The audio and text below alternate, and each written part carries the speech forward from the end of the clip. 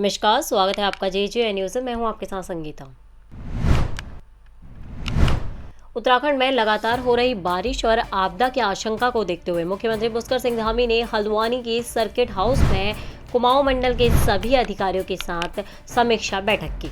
इस दौरान बैठक में आपदा प्रबंधन की तैयारियों से लेकर राहत और बचाव कार्यों की रूपरेखा पर विस्तार से चर्चा की गई। आपको बता दें, हल्द्वानी में आयोजित इस महत्वपूर्ण बैठक में मुख्यमंत्री धामी ने जिलाधिकारियों, पुलिस प्रशासन और आपदा प्रबंधन विभाग के अधिकारियों से आपदा की स्थिति में त्वरित और प्रभावी कार्रवाई सुनिश्चित करने के निर्देश दिए। उन्होंने कहा कि बरसात के मौसम में नदी नालों का जलस्तर अचानक बढ़ने, भूस्खलन और सड़क अवरोध जैसी समस्याओं से निपटने के लिए प्रशासन को पहले से सतर्क रहना होगा। मुख्यमंत्री ने विशेष तौर पर स्वास्थ्य सेवाओं, संचार व्यवस्था और परिवहन मांगों को सुचारू रखने पर जोर दिया। उन्होंने अधिकारियों को निर्देश दिए कि संवेदनशील क्षेत्रों में अतिरिक्त टीमों की तैनाती की जाए और राहत सामग्री पर्याप्त मात्रा में पहले से उपलब्ध कराई जाए।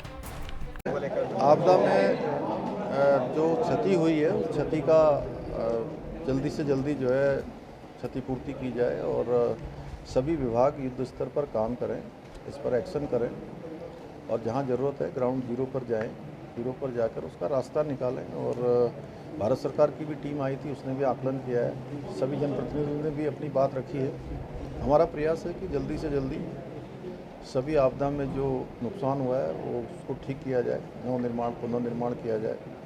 और बरसात आने वाली है, उससे बरसात जाने वाली है, इसके जैसे ही जो है हमारा मानसून का सीज़न समाप्त होता है तो पैच वर्क और गड्ढा मुक्त का अभियान फिर से तेज़ी से चलाया जाए और नैनीताल जनपद में और पूरे कुमाऊं में जो सड़कें हैं उसको ठीक किया जाए। नैनीताल जनपद में विशेषकर से जो हमारा यहाँ पर भवाली का बाईपास है उसके प्रगति के बारे में भी समीक्षा हुई है।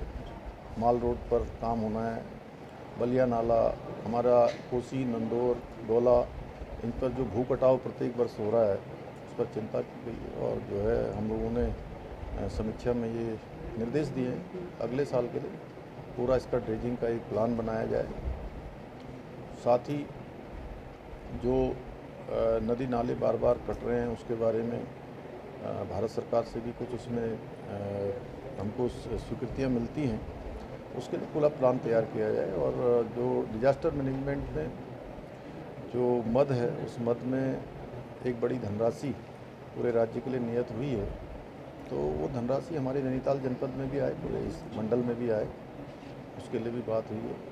साथ में जो हमारा नुकसान हुआ है भारत सरकार की टीम ने किया है, उस क्षति का आकलन करके जल्दी से जल्दी अपनी रिपोर्ट बनाकर इसमें किसी तरह की लापरवाही में कोई कार्रवाई की है? हाँ बिल्कुल, एक दो जगह पर ऐसी बात भी आई है। मैंने यहाँ पर कुमाऊं हमारे कमिश्नर और जिलाधिकारी को कहा है कि जो भी इसके लिए उत्तरदायी हैं उनके खिलाफ कार्रवाई की। कुछ लोग लापता भी ऐसे उनको प्रयास किया नहीं, जहाँ पर भी जो आपदा का काम है वो युद्ध स्तर पर चलाया जाएगा, वो रुकने वाला नहीं है। और अभी आने वाले समय में कुछ दिनों तक, जब तक पूरी तरह से मानसून समाप्त नहीं हो जाता है, तब तक सभी को अलर्ट मोड में रहना है, सभी को एक दूसरे के साथ समन्वय बनाकर काम करना है। यहाँ पर जो स्पोर्ट्स कॉलेज के लिए भी जो है जो हमारा स्पोर्ट्स यूनिवर्सिटी के लिए जो ज़मीन है उस ज़मीन में कुछ थोड़ी सी औपचारिकता रही है। हमारा प्रयास है कि उसको भी जल्दी से करेंगे।